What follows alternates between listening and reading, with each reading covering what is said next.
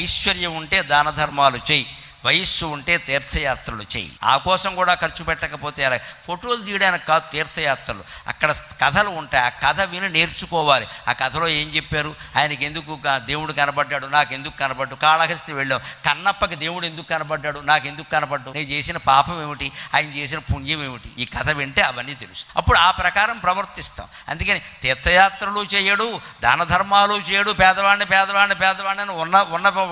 ఉన్నవాడు కూడా పేదవాళ్ళలాగే మాట్లాడతాడు.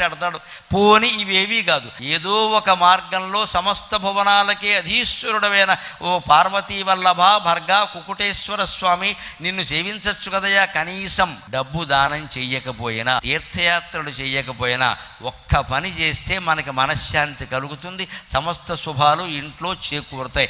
అదే నమ శివాయ నమ శివాయ నమ శివాయ ఎక్కువ భాగం ఆ శివనామస్మరణకి కేటాయించాలి.